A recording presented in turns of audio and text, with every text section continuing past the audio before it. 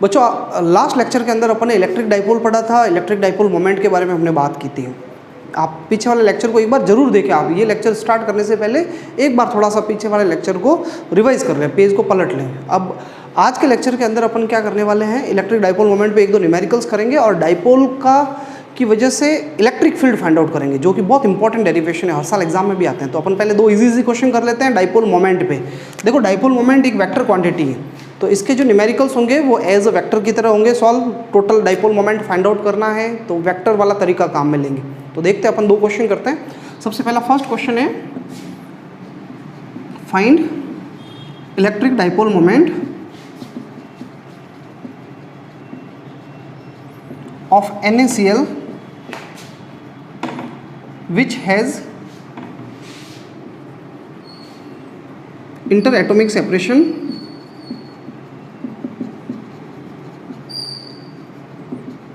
To angstrom. अपन को electric dipole moment find out करना है NaCl का। कैसे क्वेश्चन को करेंगे देखना। NaCl जो होता है भाई, उसमें एक Na+ होता है और Cl- होता है। ये Na+ है और ये Cl- है। तो जो Na+ होता है इसका चार्ज कितना होगा, देखो मैंने आपको बताया हुआ, ये ध्यान रखिए, ये डाइपोल है। Na+ एक पॉजिटिव चार्ज है और Cl जो है एक नेगेटिव चार्ज है, Cl-। अब इसका चार्ज कितना होगा, ऊपर Na+1 लिखा हुआ है, बट +1 लिखा हुआ है, इसका मतलब ये +1 तो इसकी वैलेंसी है, ये चार्ज नहीं है। +1 का मतलब ये होता है इससे Na से एक इलेक्ट्रॉन हटा दिया आपने। तो जब आपने एक इलेक्ट्रॉन हटा दिया तो इसका जो चार्ज होगा, एक इलेक्ट्रॉन हटाएंगे तो इसका चार्ज हो जाएगा 1e, e से मल्टीप्लाई करना है। और इसका चार्ज कितना है -1e, और दोनों चार्जेस के बीच की डिस्टेंस कितनी है, 2 एंगस्ट्रॉम। 2 एंगस्ट्रॉम है डिस्टेंस, ये आपको डाटा दिया गया है। अब अपन electric dipole moment find out करते हैं। तो बच्चों देखो, इलेक्ट्रिक डाइपोल मोमेंट का फॉर्मूला क्या होता है, P से डिनोट करते हैं, फॉर्मूला होता है charge into distance between charges.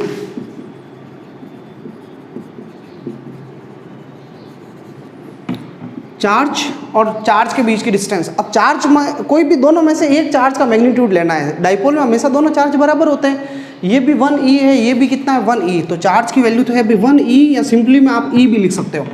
फिर होता है इंटू 2a, होता है ना फॉर्मूले में, डिस्टेंस होती है 2a। 2a दोनों चार्ज के बीच की डिस्टेंस होती है 2a।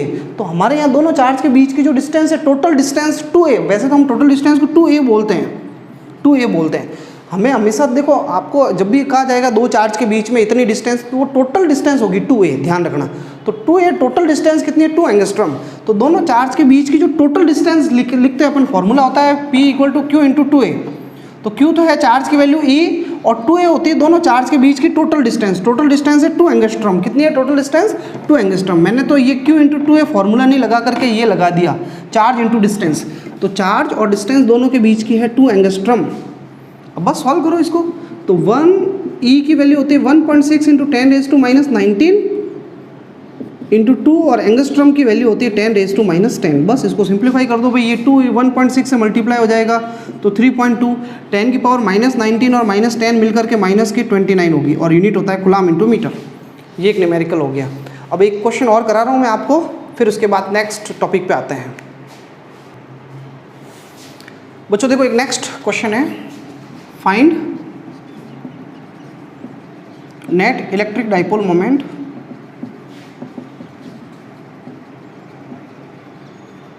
Of given system. अब ये एक स्क्वायर है, डायग्राम आपको दिया हुआ है। स्क्वायर के कॉर्नर पे 4 चार्जेस हैं। ये चार्ज है +q, ये चार्ज है -q, ये चार्ज है +q, और ये चार्ज है -q। ठीक है, इस क्वेश्चन को आप दो तरीक़ों से कर सकते हो। और ये इसकी जो भाई स्क्वायर की साइड है वो a दी हुई है आपको, क्लियर। अब आपको क्वेश्चन कह रहा है इस पूरे डाइपोल का, ये पूरा सिस्टम, इसका नेट डाइपोल मोमेंट निकालना है आपको। तो नेट डाइपोल मोमेंट आपको फाइंड आउट करना है। तो पहले आपको यहाँ चेक करना पड़ेगा कि यहाँ पे डाइपोल कहाँ है, इलेक्ट्रिक डाइपोल कौन कौन से डाइपोल है यहाँ पे। तो कौन कौन सा इलेक्ट्रिक डाइपोल है, पहले तो डाइपोल तो ढूंढो आप। तो डाइपोल का मतलब क्या होता है, एक पॉजिटिव चार्ज और एक नेगेटिव चार्ज। तो यहाँ पे कौन कौन है पॉजिटिव और नेगेटिव, तो देखो एक पॉजिटिव ये है और एक नेगेटिव ये है। तो A और C एक डाइपोल हो सकता है। आप चाहो तो इसको AC को एक डाइपोल मान लो, या फिर ये प्लस और ये -q ये भी तो एक डाइपोल हो सकता है। तो अपने लिए इजी ये है, मैं तो इन दोनों को मिला करके एक डाइपोल बना दूँ। ये भाई एक तो मेरे एडी एक डाइपोल है, ये देखो एक इलेक्ट्रिक डाइपोल है, ये एक डाइपोल है। और कौन सा डाइपोल, तो ये प्लस क्यू और माइनस क्यू, ये भी तो एक डाइपोल है, दो इक्वल चार्ज और अपोजिट चार्ज का पेयर है, तो ये डाइपोल हो गए। तो हमारे पास कितने डाइपोल है, 2 डाइपोल है। तो हमें पूरा total dipole moment find out करना है। तो इसका डाइपोल मोमेंट क्या होगा, एसी का डाइपोल मोमेंट ऑफ एसी। तो एसी का डाइपोल मोमेंट बताओ भाई क्या होगा एसी का, मैं यहाँ लिख लेता हूँ P1 लिख लेता हूँ। डाइपोल मोमेंट का फॉर्मूला होता है charge into distance between the charges. Formula ऐसे याद रखो, चार्ज इनटू चार्ज के बीच की डिस्टेंस। तो चार्ज कितना है भाई, दोनों का चार्ज, इसका भी क्यू है और उसका भी क्यू है, माइनस क्यू तो उसका नेचर है, उससे हमें लेना देना नहीं है, हमें तो वैल्यू चाहिए। तो दोनों में से किसी एक चार्ज का मैग्नीट्यूड ले लो भाई, सॉरी एसी नहीं हो भाई, एडी क्या है, एडी। तो चार्ज दोनों में से किसी एक का चार्ज ले लो, मैं इसका डाइपोल मोमेंट निकाल रहा हूँ। तो चार्ज की वैल्यू तो है Q into distance between the charges. Charge के बीच की डिस्टेंस 2a नहीं है, 2a तो हम फॉर्मूले में लिखते हैं। 2a का मतलब होता है total distance between plus and minus. तो यहाँ प्लस और माइनस के बीच की डिस्टेंस कितनी दी है, क्वेश्चन ने a दी है, तो चार्ज के बीच की डिस्टेंस a दी है। ये गलती मत कर लेना, फॉर्मूला जो होता है उस फॉर्मूला तो एक तरीके से एक सिंबॉलिक होता है, उसमें हम डाटा हम फीड करते हैं, हम रखते हैं वैल्यू। तो आपको समझना चाहिए कि भाई वहाँ 2a होती है दोनों चार्ज के बीच की डिस्टेंस, यहाँ दोनों चार्ज के बीच की डिस्टेंस क्वेश्चन ने a दी हुई है, तो q इंटू a, ये डाइपोल मोमेंट आ गया। और इसकी डायरेक्शन किधर होगी भाई डाइपोल मोमेंट की, तो डाइपोल मोमेंट की डायरेक्शन होती है माइनस से प्लस। तो माइनस क्यू से प्लस क्यू का मतलब इसकी डायरेक्शन इधर होगी, नीचे की तरफ, माइनस क्यू से प्लस क्यू। P1 जो होगा वो नीचे की तरफ होगा, P1। क्लियर, ये निपट गया। चलो अब मैं इसका निकालता हूँ dipole moment. Dipole moment of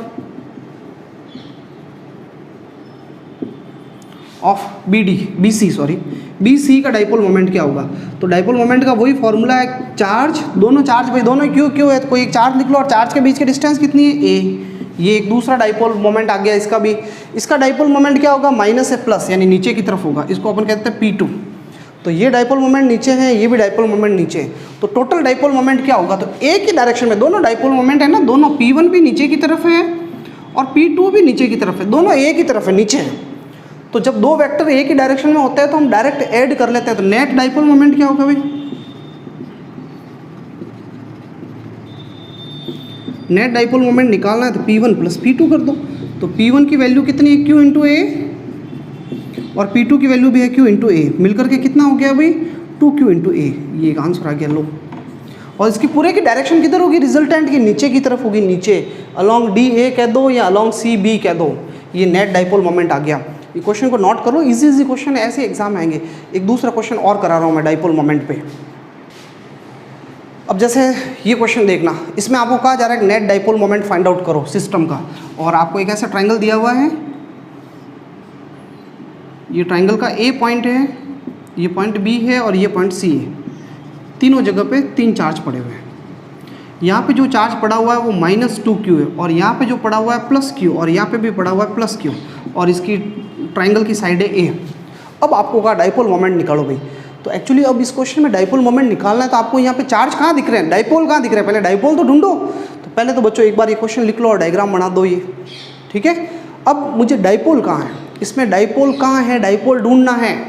तो डाइपोल ढूंढना है तो देखो आपको ये -2Q चार्ज लिखा हुआ है -2Q। अब आप आगे नीचे लिखना भाई क्वेश्चन के अंदर, मैं सॉल्व करना स्टार्ट कर रहा हूँ, आप नीचे वापस डायग्राम बनाना, ये वाला डायग्राम बनाना है। और मैं इस -2Q को मैं 2 चार्ज मान लेता हूँ, -Q और -Q। अरे 2 अलग टुकड़े कर दिए भाई, -Q। अब मैंने इसको -2Q को 2 चार्ज मान लिया, -Q और -Q।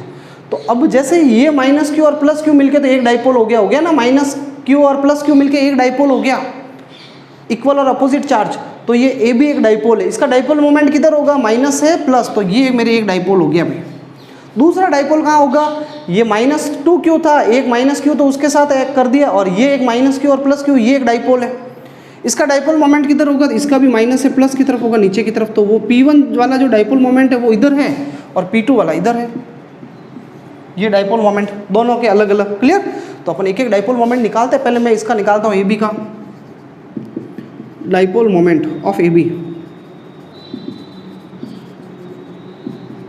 तो डाइपोल मोमेंट का फॉर्मूला होता है चार्ज तो दोनों Q है भाई, into distance between the charges. Charge के बीच की डिस्टेंस कितनी है, A, बस ये आ गया Q इंटू A।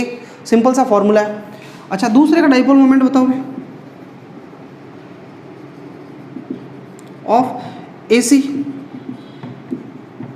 चार्ज है भाई क्यू और दोनों चार्जेस के बीच की डिस्टेंस कितनी है ए, क्यू इंटू ए।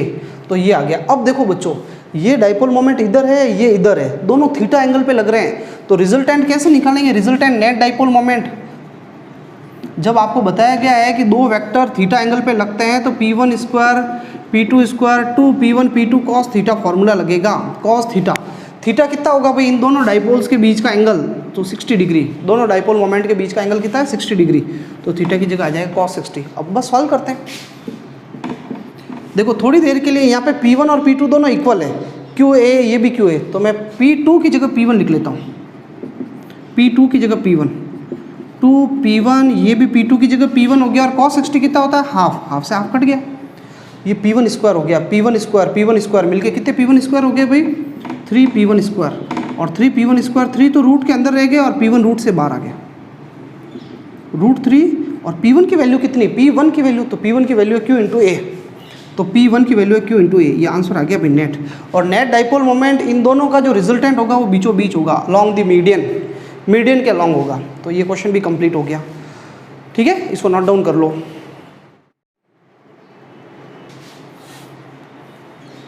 बच्चों अपन है ना इलेक्ट्रिक फील्ड जो है उसको इलेक्ट्रिक डाइपोल जो है उसकी वजह से इलेक्ट्रिक फील्ड फाइंड आउट करेंगे। तो ये बहुत इंपॉर्टेंट टॉपिक है, हर साल इसमें से एक एग्जाम में आता है। तो हेडिंग लगा दो आप, electric field due to dipole, due to dipole. Dipole की वजह से अपन इलेक्ट्रिक फील्ड फाइंड आउट करेंगे। दो डेरिवेशन करेंगे, दोनों के दोनों बहुत इंपॉर्टेंट डेरिवेशन है। सबसे पहले अपन फाइंड आउट करेंगे एट एक्सिल पॉइंट या एट एक्सिस, हम डाइपोल की एक्सिस के ऊपर इलेक्ट्रिक फील्ड फाइंड आउट करेंगे। तो थोड़ी सी लैंग्वेज लिख लेते हैं। Let we want to find electric field strength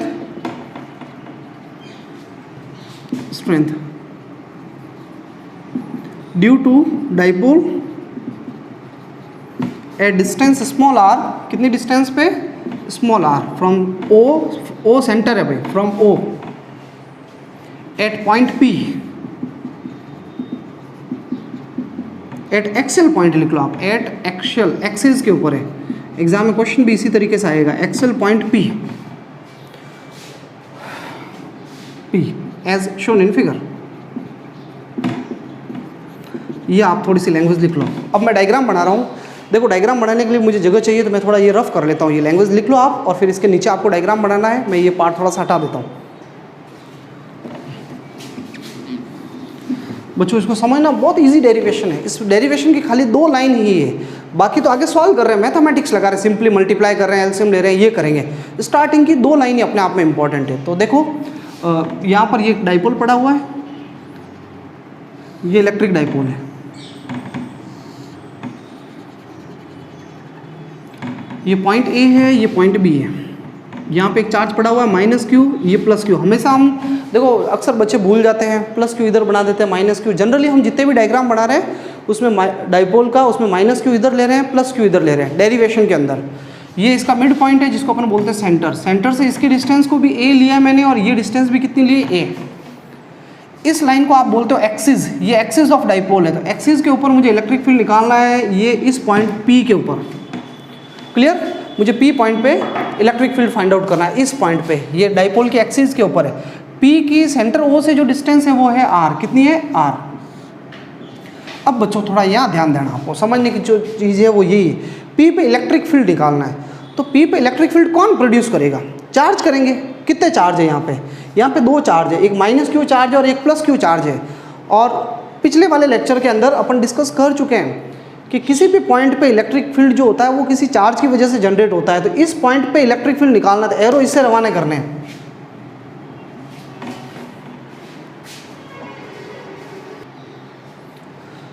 अब देखो इस P पे इलेक्ट्रिक फील्ड फाइंड आउट करना है, तो P से आपको एरो निकालना है, एरो रवाना करना है P पे इलेक्ट्रिक फील्ड। तो अब बच्चों देखो P पे कौन कौन इलेक्ट्रिक फील्ड लगाएगा? एक तो ये लगाएगा नेगेटिव वाला चार्ज, इसका यहाँ पे इलेक्ट्रिक फील्ड होगा P पे, और एक पॉजिटिव चार्ज यहाँ इलेक्ट्रिक फील्ड लगाएगा। यहाँ पे 2 जनों के इलेक्ट्रिक फील्ड होंगे, एक +q का होगा और एक माइनस क्यू का होगा। तो देखो इस पॉइंट पे इलेक्ट्रिक फील्ड निकालना है, यहाँ कोई चार्ज वार्ज नहीं होता है, ये पॉइंट है।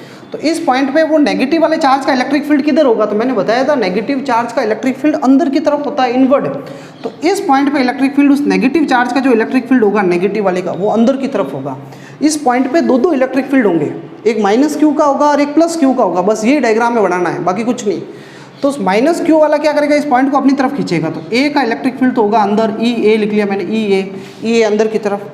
और उस पॉजिटिव वाले का इलेक्ट्रिक फील्ड किधर होगा, इस पॉइंट पे निकाल रहे हैं, यहाँ पे एरो बनाना है। तो इस पॉजिटिव वाला जो है इलेक्ट्रिक फील्ड कहाँ लगाता है, बाहर की तरफ।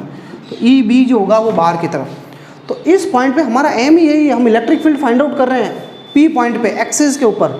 तो यहाँ पर इस वाले पॉजिटिव का इलेक्ट्रिक फील्ड देखते पता चल रहा है, पॉजिटिव की वजह से एरो बाहर जा रहा है और नेगेटिव की वजह से एरो जो है वो अंदर जा रहा है। अब बच्चों अपन डिस्टेंस देखते हैं कितनी होगी। तो पी पे पी, अच्छा मुझे यूँ बताओ कि पी पे किसका इलेक्ट्रिक फील्ड होगा, एक तो इसका होगा। तो ये और ये डिस्टेंस कितनी होगी, देखो आप कितनी होगी डिस्टेंस। तो उसका इलेक्ट्रिक फील्ड चाहिए तो भाई उसकी डिस्टेंस चाहिए पी से, तो कितनी डिस्टेंस है ये। तो यहाँ से लगा के यहाँ तक तो देख लो आर है, डायग्राम में साफ दिख रहा है। पी से रवाना होकर ओ तक आओगे तब तक आर, और ये एक्स्ट्रा कितनी ए। तो ये टोटल डिस्टेंस हो गई भाई आर प्लस ए। तो ये माइनस क्यू की पी से डिस्टेंस कितनी, आर प्लस ए। अच्छा ऐसे कैसे, मुझे बताओ इस प्लस क्यू की डिस्टेंस कितनी होगी, वो यहाँ लिख लेता हूँ। तो ये पूरी कितनी है बच्चों, देखो ये पूरी आर है, ओ और पी के बीच की डिस्टेंस आर है। आर में से ये मैं थोड़ा आगे आ गया, यानी इस ए को माइनस कर दिया, तो फिर बी और पी के बीच की डिस्टेंस आ जाएगी। तो ये कितनी डिस्टेंस होगी, आर माइनस ए। तो बस इतना ही तो याद रखना है यार, कि प्लस क्यू की डिस्टेंस तो होगी आर माइनस ए, और माइनस क्यू की डिस्टेंस कितनी होगी, आर प्लस ए। आपको पता होगा इलेक्ट्रिक फील्ड का फॉर्मूला होता है एक चार्ज की वजह से के क्यू बाई आर स्क्वायर, याद है ना फॉर्मूला, यही फॉर्मूला हम अप्लाई करेंगे।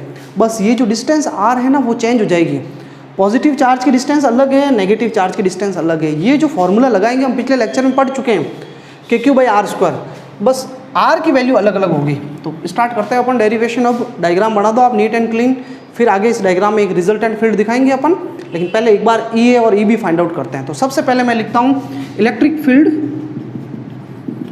फील्ड स्ट्रेंथ, पूरा नाम तो ये है, electric field due to minus Q की वजह से इलेक्ट्रिक फील्ड कितना होगा भाई, एट पी। तो उस माइनस क्यू का इलेक्ट्रिक फील्ड निकालना, ए का इलेक्ट्रिक फील्ड निकालना पी पे। तो मैं आपको ये बता चुका हूँ, जब आप फॉर्मूला लगाओगे ये के क्यू बाई आर स्क्वायर, तो माइनस नेगेटिव चार्ज है, लेकिन फॉर्मूले में माइनस नहीं लिखना है, क्योंकि इलेक्ट्रिक फील्ड एक वेक्टर क्वांटिटी है, और नेगेटिव जो है उसकी वजह से डायरेक्शन अंदर की तरफ है, हमने डायरेक्शन में एडजस्ट कर दिया नेगेटिव साइन। तो इलेक्ट्रिक फील्ड जो होगा नेगेटिव का, वो मतलब अंदर की तरफ होगा। यहाँ फॉर्मूले में माइनस मत लगाना आप। तो K Q by R square, तो K Q by R square, R का मतलब होता है डिस्टेंस। तो कितनी डिस्टेंस इन दोनों के बीच की डिस्टेंस है आर प्लस ए का होल स्क्वायर। तो बच्चों ये फॉर्मूला मेरे ख्याल से तो आपको समझ में आ जाना चाहिए। इसका इलेक्ट्रिक फील्ड निकालना है, के क्यू का निकालना है पी पे। तो क्यू और पी के बीच की कितनी डिस्टेंस है, आर प्लस ए। तो अपॉन में डिस्टेंस का स्क्वायर आ गया, ठीक है।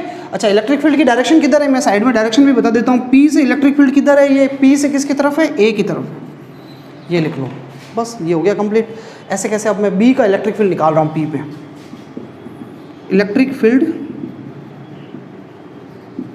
Due to plus Q at P. तो प्लस क्यू की वजह से बी पे इलेक्ट्रिक फील्ड कितना होगा, के क्यू होगा।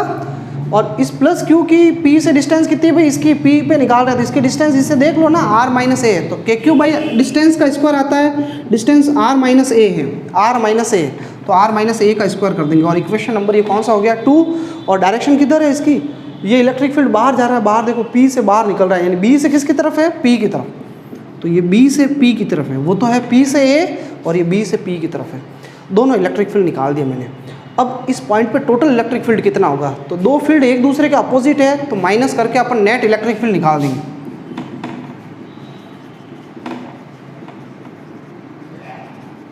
नेट के लिए भी अपन को माइनस करेंगे, लेकिन क्वेश्चन ये है कि माइनस किसको करें, किस में से किसको करें। तो बच्चों आप देखो बी जो है वो पी के नज़दीक है, बी पी के नज़दीक है, तो ऑब्वियसली इसका इलेक्ट्रिक फील्ड ज़्यादा होगा ना बी का, और ए तो बहुत दूर है भाई, ए का इलेक्ट्रिक फील्ड कम होगा, तो बी का फील्ड ज़्यादा होगा। और बी का फील्ड किधर है भाई, बी का फील्ड कहाँ है, बाहर की तरफ है। तो ये इलेक्ट्रिक फील्ड इधर है, वो इलेक्ट्रिक फील्ड इधर है, ये वाला ज़्यादा है, तो रिजल्टेंट इलेक्ट्रिक फील्ड जो होगा वो भी इधर की तरफ होगा। ई रिजल्टेंट इलेक्ट्रिक फील्ड इधर की तरफ होगा। आप डायग्राम में ई बना देना, रिजल्टेंट इलेक्ट्रिक फील्ड ध्यान रखना, ई जो रिजल्टेंट इलेक्ट्रिक फील्ड होगा वो इधर की तरफ होगा। तो नेट इलेक्ट्रिक फील्ड निकालना है तो बी में से ए माइनस करना है। ये गलती मत कर लेना कि ए में से बी माइनस कर लो, बी में से ए माइनस करना। ये लो मैं साइड में बता देता हूँ, यहाँ जगह नहीं है, यहाँ लिख लेता हूँ, आपकी कॉपी में तो जगह होगी। मैं बी में से ए माइनस कर रहा हूँ क्योंकि बी बड़ा है ए से, ये साइड में मेंशन कर लिया मैंने, आप लिख लेना इसके साइड में। तो अब बच्चों देखो कुछ नहीं, ये डेरिवेशन वैसे तो आपको देखने में बड़ा लग सकता है, लेकिन इसकी ये खाली 3 लाइनें इसकी इंपॉर्टेंट थी, बाकी कुछ भी नहीं है। अब ये वैल्यूज़ उठा के रखेंगे यहाँ पे और सॉल्व आउट करेंगे। तो जो कॉन्सेप्ट था वो यहीं तक था, पुटिंग 1 and 2।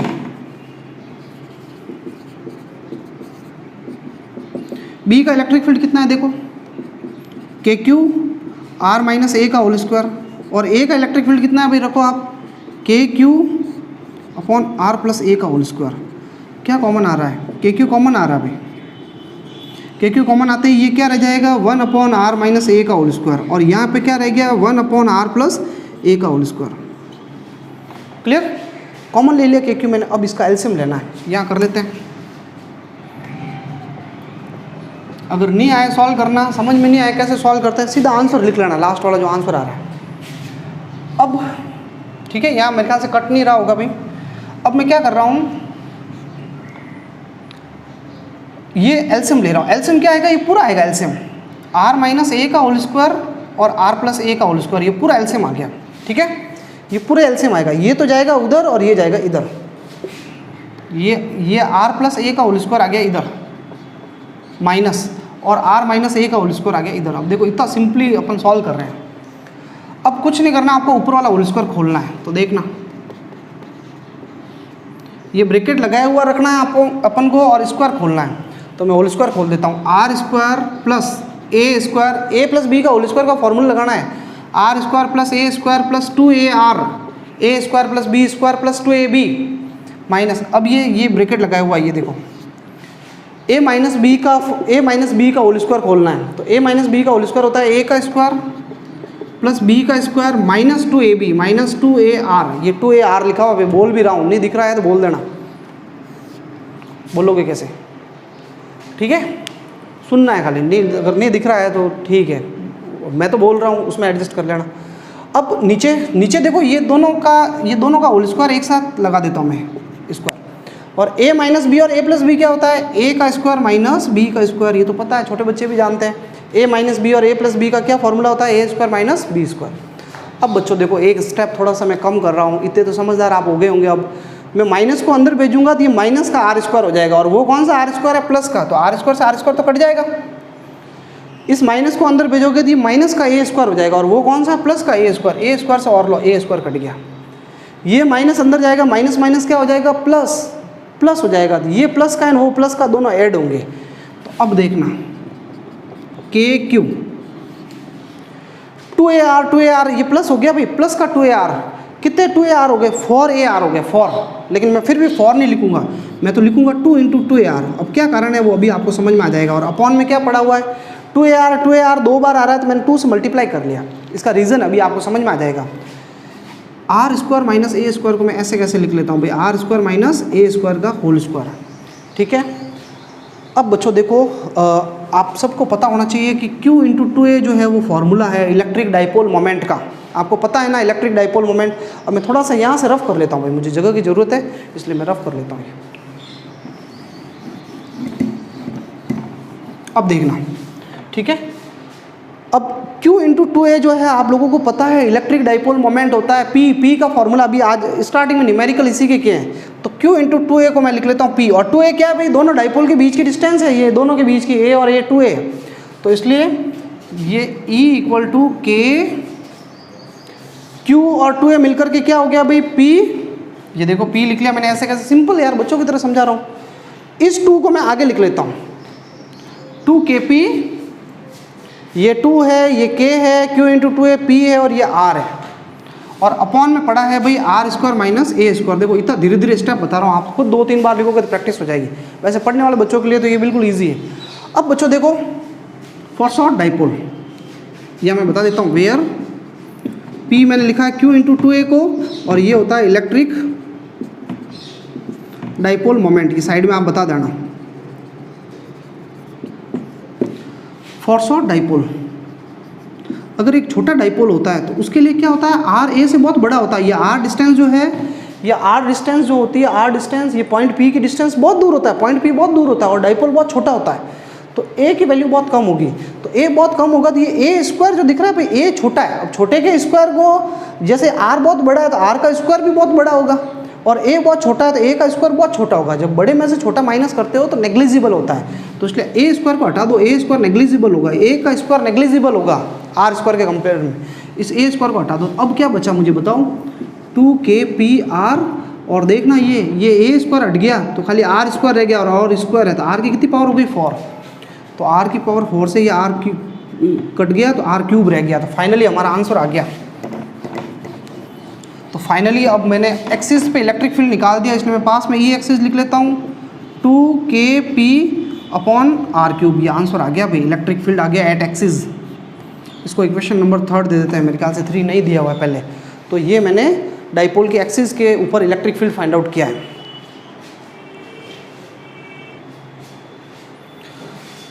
अब बच्चों देखो, मैं इसको वेक्टर फॉर्म में लिख रहा हूँ। ये अगला वाला जो पॉइंट है वो इंपॉर्टेंट है, उसको समझना। कई बार 1 नंबर में वो नीचे वाला ही पॉइंट पूछ लेते हैं, वेक्टर फॉर्म या वेक्टर नोटेशन। तो अब इलेक्ट्रिक फील्ड को वेक्टर नोटेशन करना है भाई, डाइपोल का इलेक्ट्रिक फील्ड जो है उसको वेक्टर फॉर्म में लिखना है। तो जनरली तो आप क्या करते हो, आर कैप लगा के काम चला देते हो, जैसे वो KQ/r² फॉर्मूला था तो आर कैप लगा देते हो, पर यहाँ आर कैप नहीं लगाना है। इसका कारण ये है कि वहाँ आर कैप इसलिए लगाते हैं कि वहाँ कोई वेक्टर होता ही नहीं, पर यहाँ पे इलेक्ट्रिक फील्ड की डायरेक्शन बताने का काम P कर सकता है, क्योंकि P खुद एक वेक्टर है। तो एक्चुअली मुझे ये इसको ऐसा लिख लेना चाहिए 2kp/r³ और P के ऊपर वेक्टर लगा देना चाहिए। बट जैसे मैंने ये वेक्टर लगाया तो ये क्या कह रहा है, ये कहना क्या चाह रहा है, ये कह रहा है कि भाई जो P वेक्टर की डायरेक्शन है वही E की डायरेक्शन है। तो क्या ये सच है क्या, इसको टैली करो, देखो डायग्राम से टैली करो। P की डायरेक्शन और E की डायरेक्शन क्या सेम है क्या, तो P किधर होता है, डाइपोल मोमेंट की डायरेक्शन किधर होती है, डाइपोल मोमेंट आपको बताया हुआ है -q से किधर होता है +q। तो डाइपोल मोमेंट जो है भाई -q से +q होता है, P जो होता है डाइपोल मोमेंट वो -q से +q है। तो डाइपोल मोमेंट की डायरेक्शन होती है -q से +q की तरफ। और इलेक्ट्रिक फील्ड किधर है, नेट इलेक्ट्रिक फील्ड देखना है, E और EB नहीं देखना है, E और EB से कोई लेन देन नहीं। अब नेट फील्ड किधर है, नेट फील्ड ये रहा, ये किधर जा रहा है, एरो किधर जा रहा है, इसका भी तो इधर ही जा रहा है। तो डाइपोल मोमेंट का एरो भी इधर ही जा रहा है, इधर ही लेफ्ट से राइट की तरफ, और ये नेट इलेक्ट्रिक फील्ड भी इधर ही जा रहा है। इसका मतलब ये क्लियर हो गया कि एक्सिस के ऊपर इलेक्ट्रिक फील्ड की डायरेक्शन और डाइपोल मोमेंट की डायरेक्शन सेम होती है। दिख रहा है ना, डाइपोल मोमेंट भी -q से +q होता है, हमने पढ़ा हुआ है। तो इसके नीचे एक लाइन लिखनी है, हियर लिखो, लाइन लिखनी है, here eight axis the direction of electric field will be along dipole moment. Here the direction of electric field will be along the dipole moment, that means both will be parallel के bracket में लिखना theta = 0 degree. दोनों के बीच में angle कितना होता है, 0 degree. ये एग्जाम में 1 नंबर का क्वेश्चन आया हुआ है कि what is the angle between electric field and dipole moment at axis of dipole. तो इसका आंसर था 0 डिग्री। एंगल कितना होता है, 0 डिग्री। ये नोट डाउन कर दो। फाइनली अगर E और R में ग्राफ बनाना हो तो कैसा होगा भाई, तो इन्वर्सली प्रोपोर्शनल है तो कैसा ग्राफ आएगा,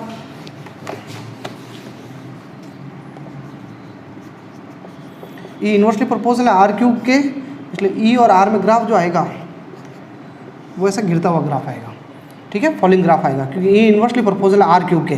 देखो बच्चों, एक सिंगल चार्ज का जो इलेक्ट्रिक फील्ड होता है वो KQ/r² होता है, तो वो इन्वर्सली प्रोपोर्शनल होता है r² के, इन्वर्सली प्रोपोर्शनल होता है r² के, जबकि डाइपोल का इलेक्ट्रिक फील्ड इन्वर्सली प्रोपोर्शनल होता है r³ के। तो मतलब डाइपोल में एक चार्ज इंक्रीज होती है, R की पावर भी इंक्रीज हो गई है ना। इसके बाद होता है क्वाड्रुपोल में 4 चार्ज होते हैं, तो वो इन्वर्सली प्रोपोर्शनल होता है R की 4 पावर के। तो अब ये पूरा कंप्लीट हो गया टॉपिक, डाइपोल की एक्सिस पे इलेक्ट्रिक फील्ड निकाला है। इसके बाद जो अगला टॉपिक रहेगा वो डाइपोल की इक्वेटोरियल के ऊपर, ये इक्वेटोरियल लाइन, उसके ऊपर अपन इलेक्ट्रिक फील्ड फाइंड आउट करेंगे।